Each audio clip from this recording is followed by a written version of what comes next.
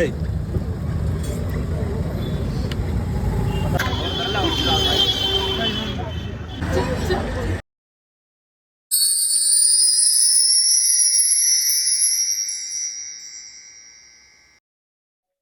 Guys, hi everyone, good morning.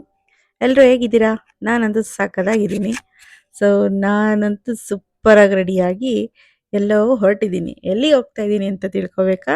ಹಾಗಾದರೆ ಪೂರ್ತಿ video ನೋಡಿ.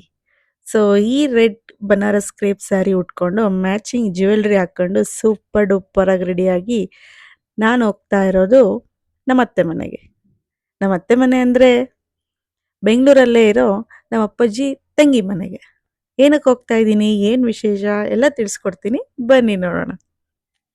ನಮ್ಮ ಅತ್ತೆ ಮನೆಯಲ್ಲಿ ಇವತ್ತು ತೊಟ್ಲು ಶಾಸ್ತ್ರ ಇದೆ.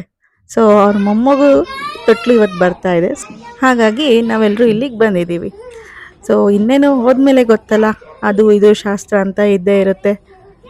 ಹಾಗಾಗಿ ಬೇಗ ಬೇಗ ಎಲ್ಲ ಪೂಜೆಗಳು ಎಲ್ಲ ಶಾಸ್ತ್ರಗಳನ್ನು ಮುಗಿಸ್ಕೊಂಡು ಎಲ್ಲರೂ ಚೆನ್ನಾಗಿ ರೆಡಿ ಆಗಿದ್ವಾ.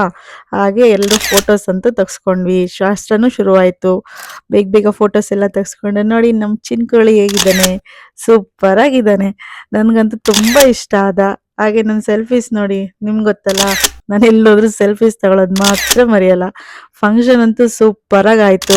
ಎಷ್ಟೊಂದು ಜನ ನನ್ನ ಸಣ್ಣ ವಯಸ್ಸಲ್ಲಿದ್ದಾಗ ನೋಡಿದ ಫ್ರೆಂಡ್ಸ್ ಎಲ್ಲ ಸಿಕ್ಕಿದ್ರು. ಅವ್ರ ಜೊತೆ ಎಲ್ಲ ಫೋಟೋ ತೆಗ್ಸ್ಕೊಂಡು ನೆಕ್ಸ್ಟ್ ಗೊತ್ತಲ್ಲ ಫುಲ್ ಬ್ಯಾಟಿಂಗ್ ಸೆಷನ್. ಸೊ ನೋಡಿ ಎಷ್ಟೊಂದು ವೆರೈಟಿ ಫುಡ್ ಮಾಡಿಸಿದ್ದಾರೆ ಅಂತ. ಸೊ ನನಗಂತೂ ಸಿಕ್ಕಾಬಟ್ಟೆ ಹೊಟ್ಟೆ ಹಸಿವಾಗ್ಬಿಟ್ಟಿತ್ತು.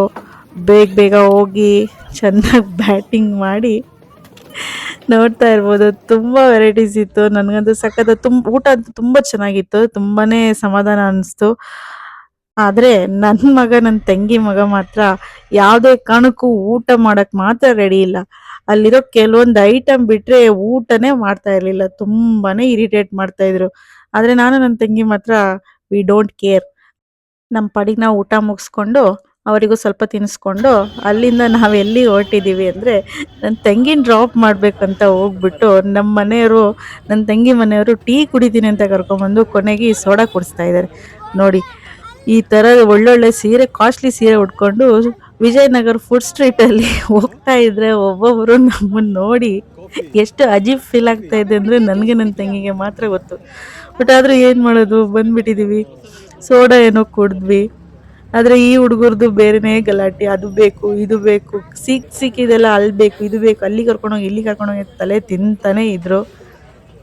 ಸರಿ ಆಯಿತು, ಬಂದಿದ್ದೀವಿ ಅಲ್ಲ, ಇನ್ನೇನು ಮಾಡೋಕ್ಕಾಗಲ್ಲ, ಇವ್ರನ್ನ ಕಂಟ್ರೋಲ್ ಮಾಡೋಕ್ಕಾಗಲ್ಲ ಅಂತ ನಾವು ಬೇಗ ಬೇಗ ಸೋಡಾ ಕುಡಿದ್ಬಿಟ್ಟು ಅವ್ರು ಹೇಳಿದ ಜಾಗ ಕರ್ಕೊಂಡು ಹೋದ್ವಿ. ಅವ್ರು ನೋಡಿದರೆ ಎಲ್ಲಿ ಕರ್ಕೊಂಡು ಹೋಗಿದ್ದಾರೆ ಅಂದರೆ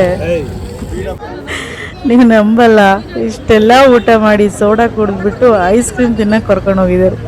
ಅಲ್ಲೇ ಇದ್ದಿದ್ದು ಪೆಂಗ್ವಿನನ್ನು ಐಸ್ ಕ್ರೀಮ್ ಶಾಪಿಗೆ ಕರ್ಕೊಂಡು ಹೋದ್ರು.